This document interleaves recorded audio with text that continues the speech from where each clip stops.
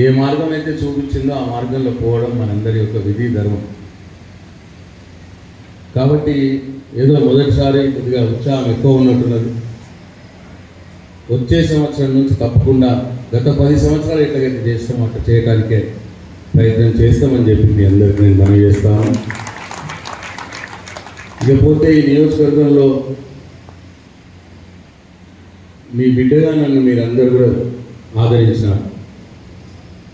నాకు కష్టం వచ్చినప్పుడల్లా కూడా మీరు నాకు తోడుగా ఉన్నారు. నన్ను మీ కడుపులో పెట్టుకొని కాపాడుతున్నారు.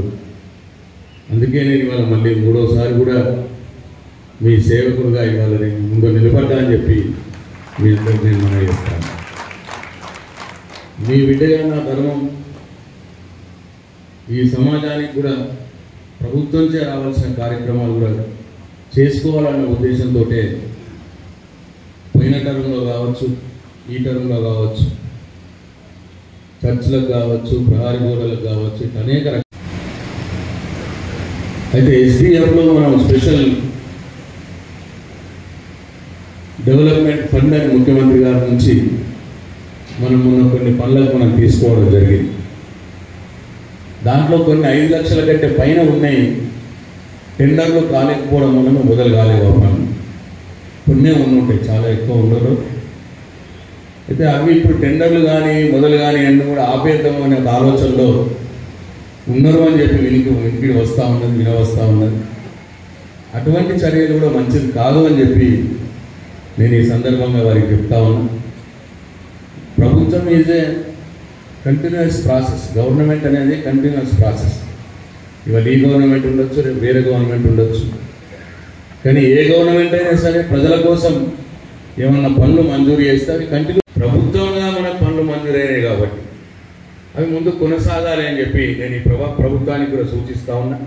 ఇదే వేదిక మీద నుంచి నేను సూచిస్తూ ఉన్నా.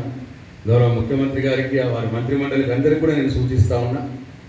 గత ప్రభుత్వం మంజూరు చేసినటువంటి పనులని, ప్రజల కోసం మంజూరు చేసినటువంటి పనులని ఎందుకంటే ఇవాళ ఒక చర్చకు మంజూరు చేసాం, అది భగవంతుడి పని, దేవుడి పని. దానికి కూడా మళ్ళీ అటువంటి మంజూరు చేసే కూడా మేము ఆపేస్తాము అంటే ఆ దేవుడే శిక్షిస్తాడు. కాబట్టి అది మంచి పద్ధతి కాదు. కొన్ని గ్రామాల్లో రోడ్లు మంజూరు చేసుకున్నాం, మంత్రులు మంజూరు చేసుకున్నాం, ప్రజలకు పనికి వచ్చే చెట్టాలను మంజూరు చేసుకున్నాం. అటువంటి ఏమైనా టెండర్లు కాక పనులు మొదలు కాకపోతే వాటిని కూడా ఆపేద్దాం అన్న ఆలోచనలో ఉన్నట్టు నాకు వినిపిస్తూ ఉన్నది.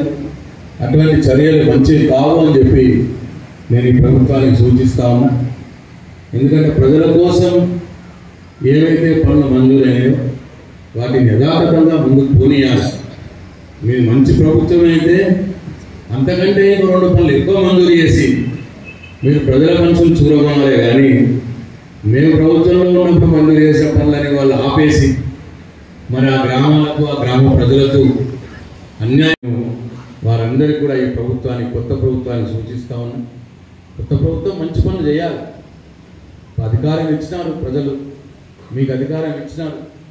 మాకంటే ఎక్కువ మంచి పనులు చేసి ఇంకా మంచి పేరు తెచ్చుకోండి, ప్రజల అభిమానాన్ని చూరగొనండి. అటువంటి కార్యక్రమాలు చేయాలి కానీ పోయిన వారు మంజూరు చేసినాయని కట్ చేస్తామో అని అంటే మంచి పద్ధతి కాదు. అవి గ్రామాల కోసం ఇచ్చినాం, ఎవరో వ్యక్తి కోసమో ఎవరి కోసమో ఇచ్చినవి కావు. ఓ గ్రామం కోసమో, గుడి కోసమో, ఓ చర్చ్ కోసమో, మసీదు కోసమో, ఇట్లా ప్రజల కోసం చేసిన పనులని ఆపే కార్యక్రమం చెయ్యొద్దు. ఒకవేళ మీకు అటువంటి ఆలోచన ఉంటే విరమించుకోవాలని చెప్పి నేను కోరుతా ఉన్నాను.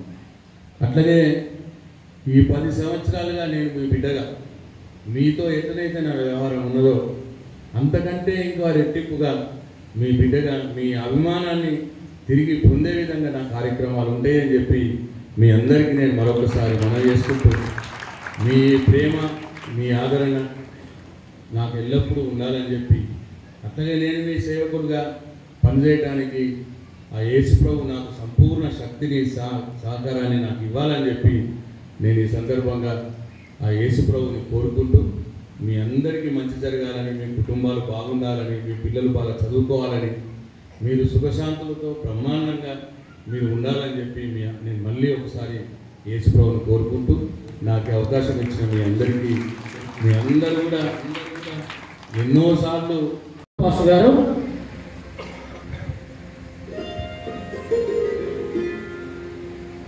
జీవనందం పాస్టర్